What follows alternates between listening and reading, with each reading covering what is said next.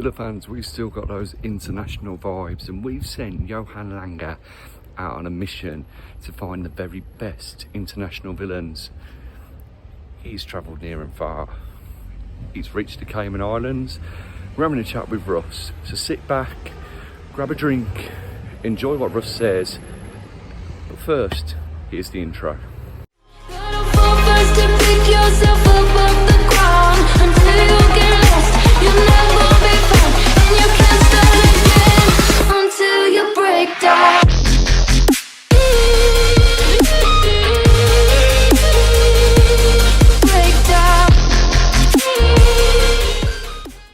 And welcome to Talk of the Trinity. I'm Baz Barrett, and with me is Will Forrest, as always.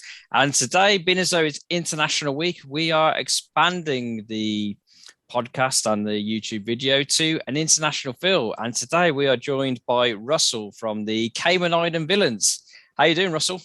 Doing good. Thanks, gents, for having me on. Excited to have a chance to talk all things Villa to you both. So thank you. Very grateful for the opportunity.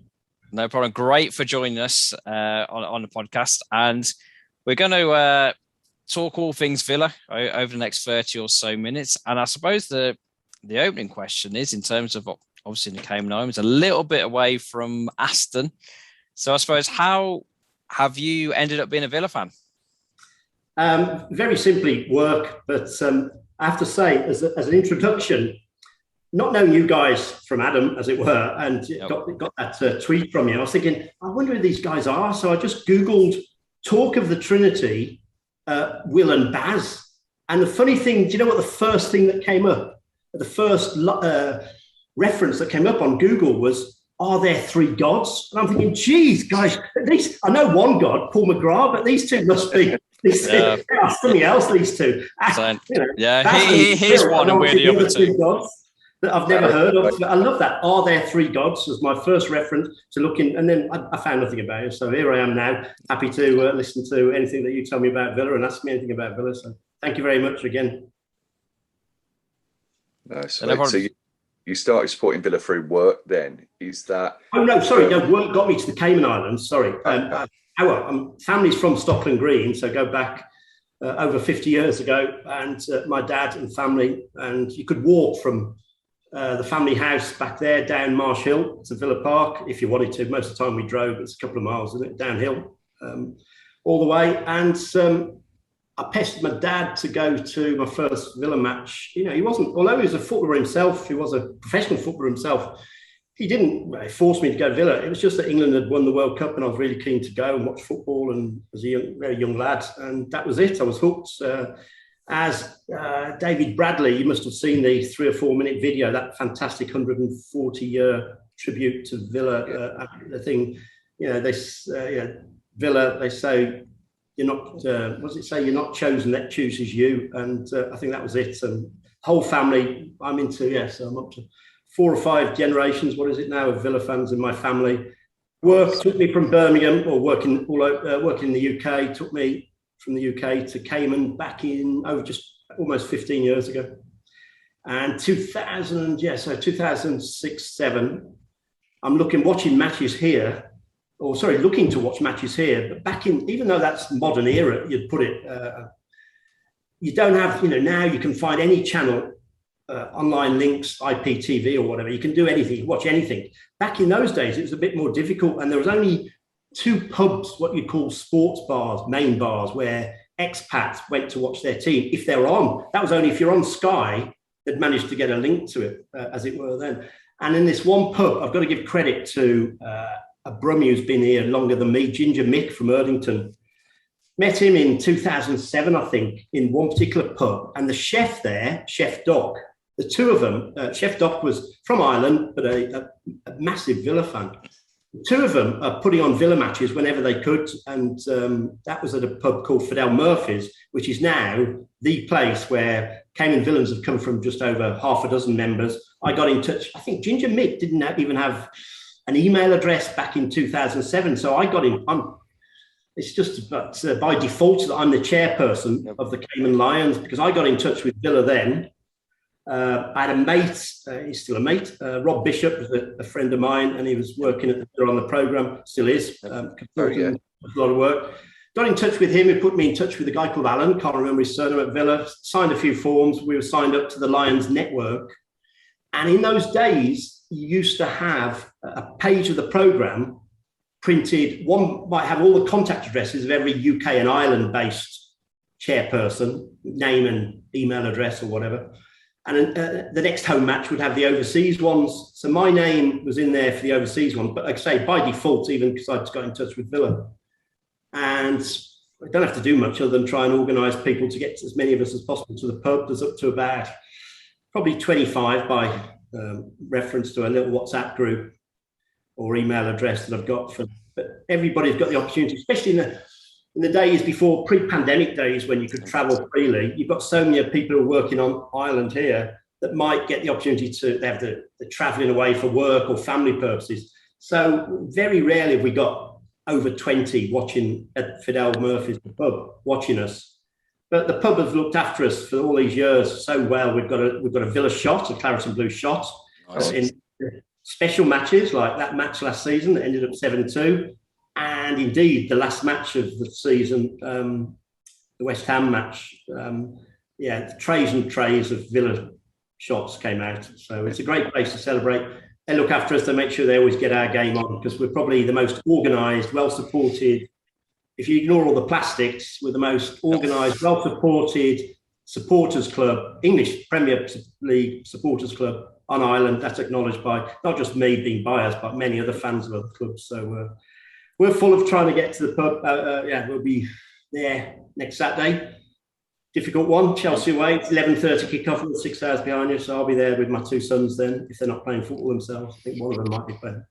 Well, you mentioned about the programme where it mentioned all of the chair people for the different supporters club, and you were actually interviewed for the programme as well, weren't you? When you put your Villa 11 in there, I know we've had a few discussions. Do you want to hit me with your updated Villa 11 for those Villa fans? I actually can remember the picture being in the programme.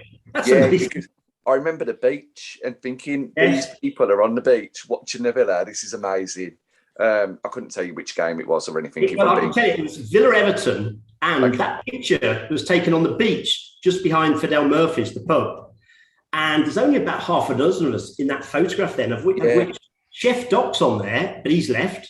There's two ladies on it, and they're not around anymore. But we've grown as a supporters club. But the funny thing about the photograph, because a massive thing in Cayman for tourism is scuba diving. One of the best places in the world for scuba diving. One Villa fan, Steve from Evesham originally, has got his scuba. Has been here for a number of decades. Has got his scuba tank painted claret and blue, and that claret and blue scuba tank is in that photograph. So my team was picked, I think. So that match is probably somewhere around 2009-10 or whatever season, doesn't matter what season, but it's a long time ago. So I'd go with all but one of that team that I picked then, purely on the base of we've had a hard time of it until most recently, and there's only one standout man, and that's our Joe, as he's commonly known these days. I have to. One other thing about that, I'd love to meet the person who first said, let's just call him Joe now. If we don't, Jack's gone, so is Joe. I'd love to buy a cold drink to that person. But anyway, Jack has to be in. The most talented player in my lifetime I've seen at Villa, even though I have one other favourite, first on any team sheet for many a Villa fan, and that's guard Paul McGrath. In goal, I picked Jimmy Rimmer. Bozzy would be a close one to say, because Bozzy was outstanding, but Jimmy Rimmer, just for the saves that he made to win the title and everything else that went with it, and along the way until the second minute of the final. Defence, a tight one there. There's not many 1981, 82 League and Euro Cup winning members in my first 11. Because I'd say, I look at Kenny Swain back then and thought he was outstanding, a midfielder, winger, midfielder, turn right back. He had made a contribution to Ron Saunders' 81 side, but I picked John Gidman as right back because that guy had some talent, and I used to meet him there was a nightclub in Sutton that I managed to get to a few times, and upstairs, downstairs, and he'd be in there most Saturday nights. He was quite a character, but the most talented attacking fullback. He was a right wing back before his time, in my mind. Centre back, Paul McGrath and Alan Evans. Alan Evans had goals in him as well as outstanding defender. Yeah. Stan has to be my left back as well. I'm not picking a left back from the title winning side or the European Cup winning side. As good as they were young and grew even further into their careers.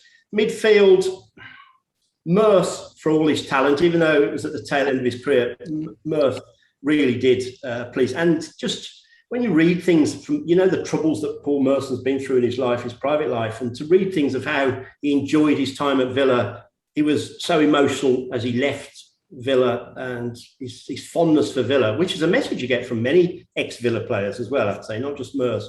But Merson, for all his talent and personality. Dennis, for everything, be my captain. And then I originally picked Platt and Barry as the other two midfielders if I was going for 4-4-2, as it were. But I'd probably pick David Platt and Jack Grealish now. Gareth Barry was outstanding servant to the club. But Platty, we actually built a stand, didn't we, on the amount of money we got from David Platt and his transfer to Italy. Yeah, record fee at the time. Yeah, absolutely, very good, yeah. And again, to come back up front, my two strikers would include, I was so sad to lose him, even though it all made sense in the end. And that's where I come with a very phlegmatic view from losing Jack Grealish.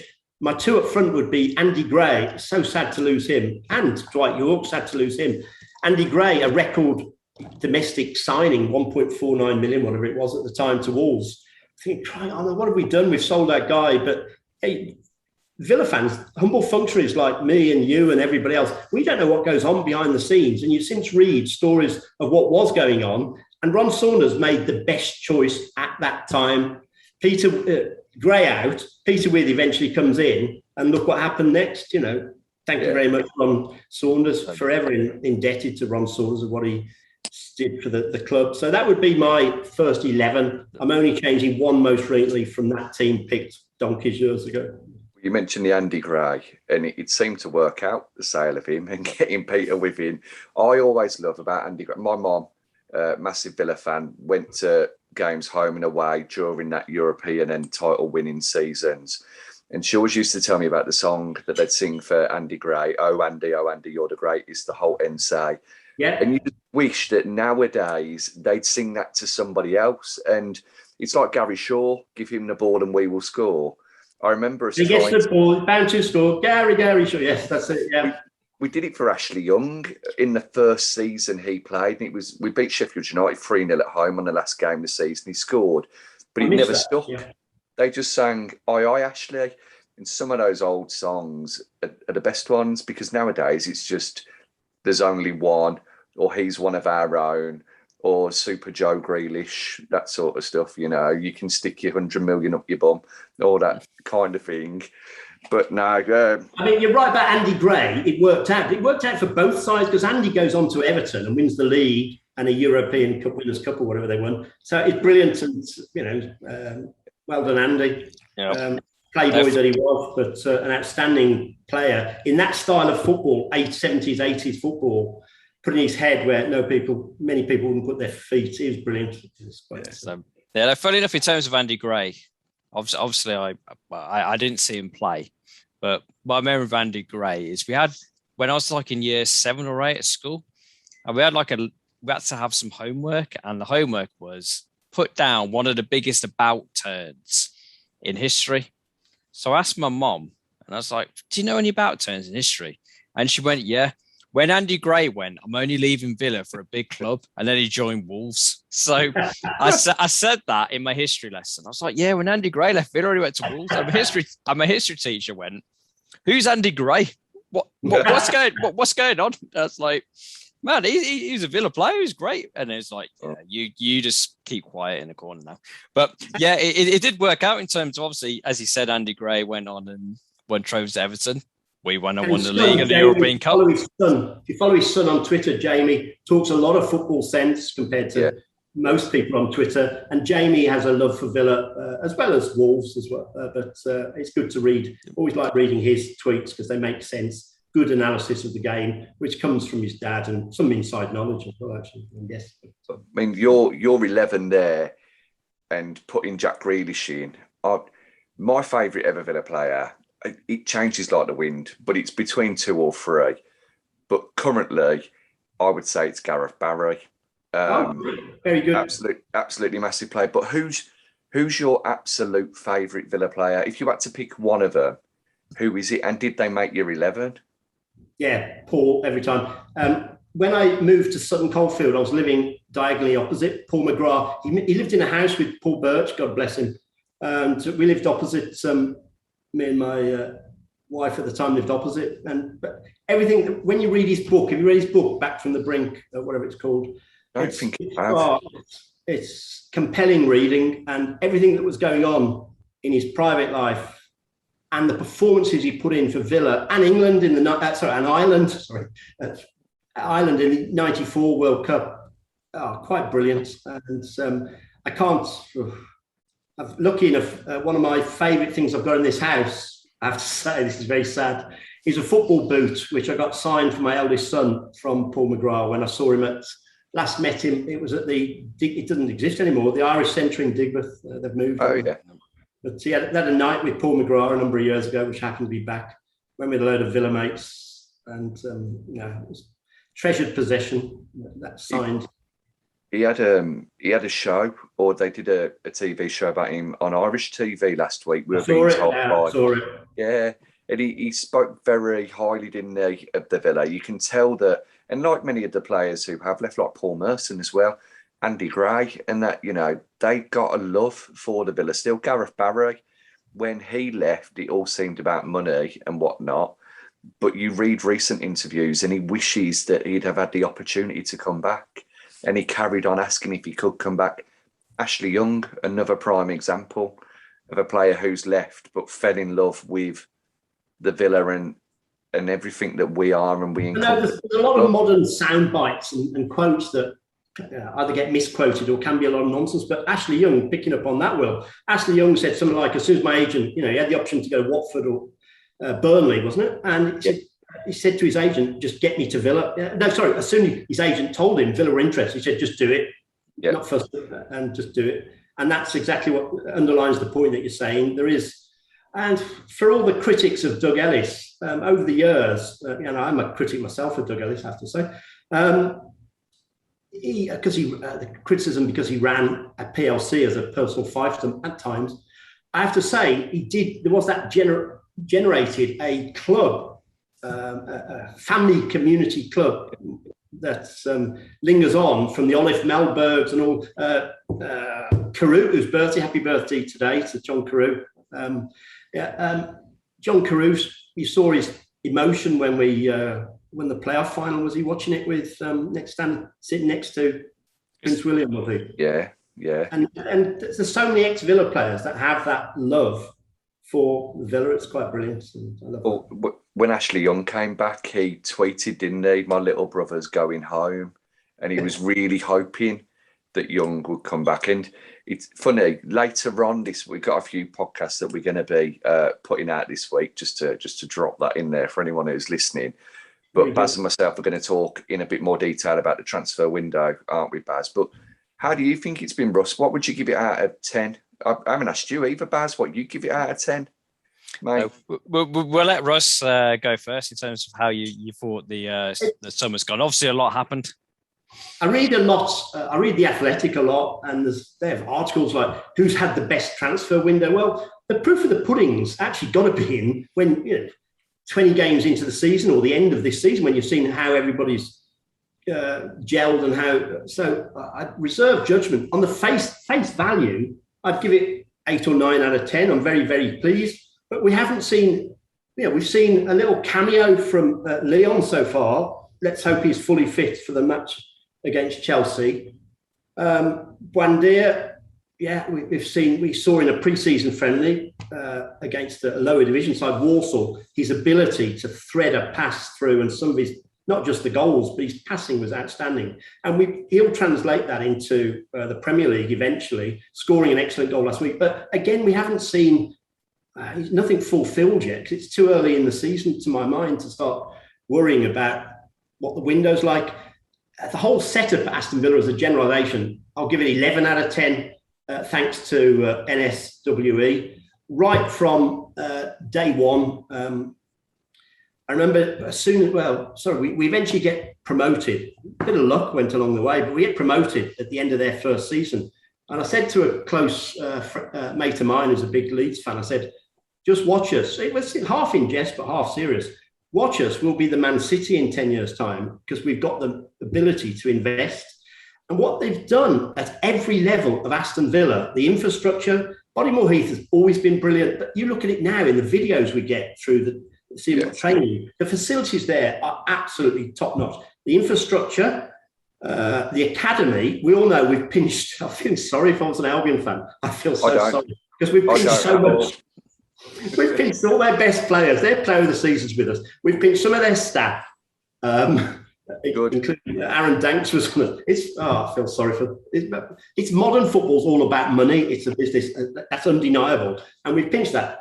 Going back to the point I'm making, investment, infrastructure, the academy, the future is so bright from the talent that's across our academy. Under 18s, under 23s is phenomenal, if I could say it. And then the investment they've thrown into the men's team. And not only that, the women's team, I really enjoyed that. I wasn't able to watch it, but the victory yesterday against Leicester in the first fixture of the WSL.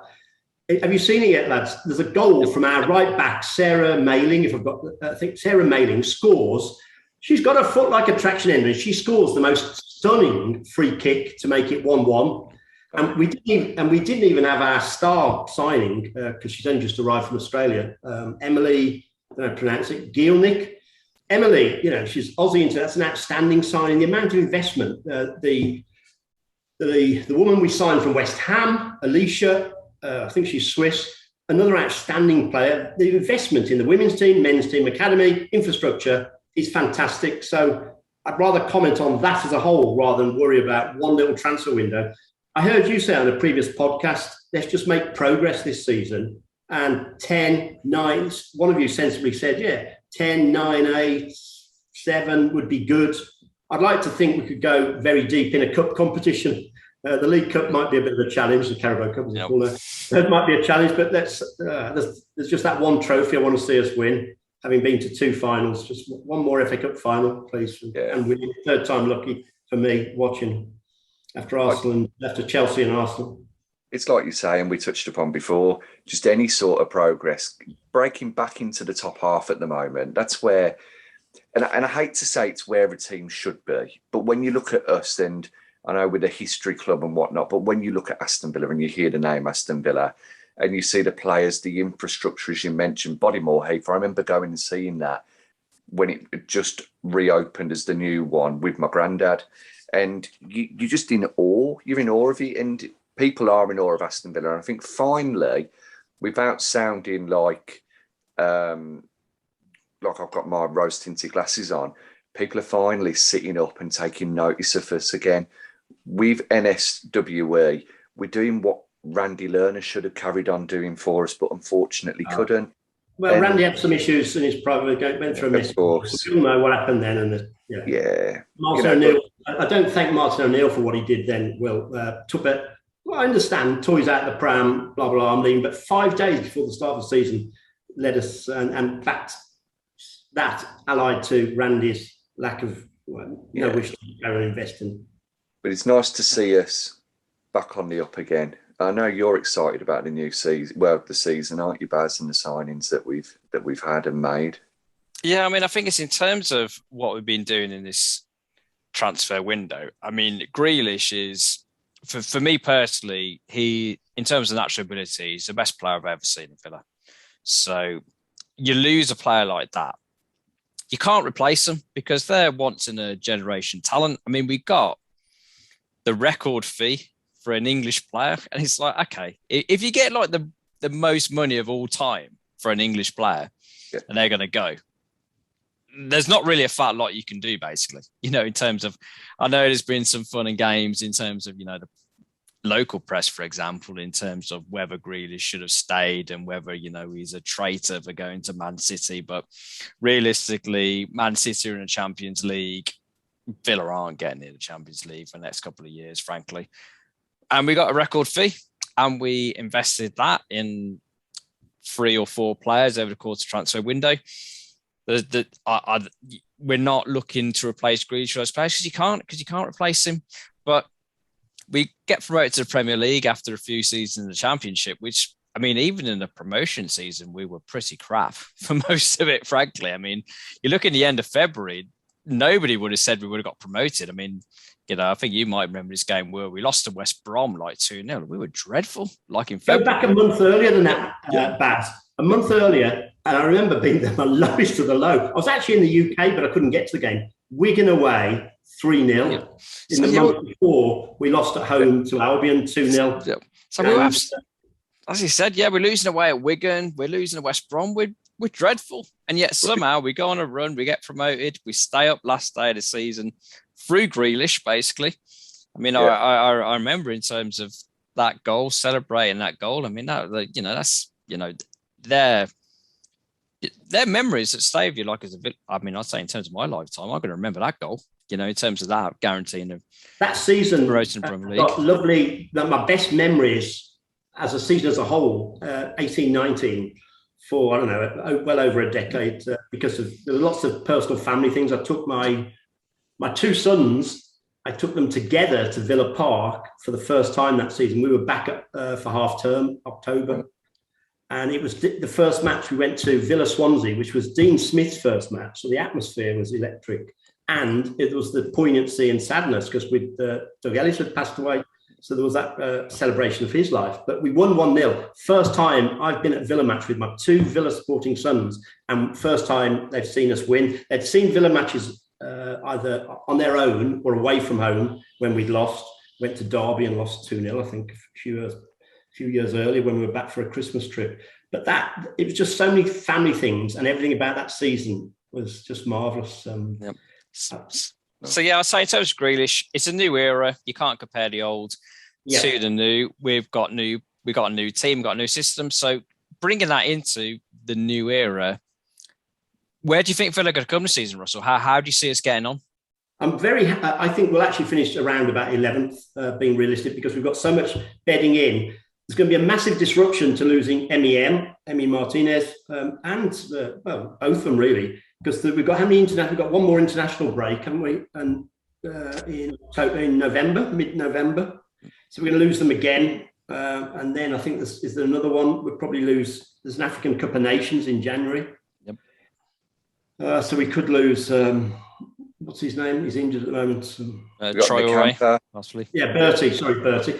And I just think there's going to be up and down. We've got injuries, rumours about Ollie, but let's just hope he is fit, even if he's had a hernia operation. But I just feel progress. I feel we might finish 11th. I'd feel progress if we finish 10th, 9th, 8th is fine by me. And I just, I shall look forward to. I'm hoping to get back. We've got massive travel restrictions in Cayman. Only 2 flights off Ireland a month as we stand. I would like to think that I can get back. There's some work, but I'd like to get back and see Southampton, Villa away. I'm allowed to travel, and B, I can get tickets for the match.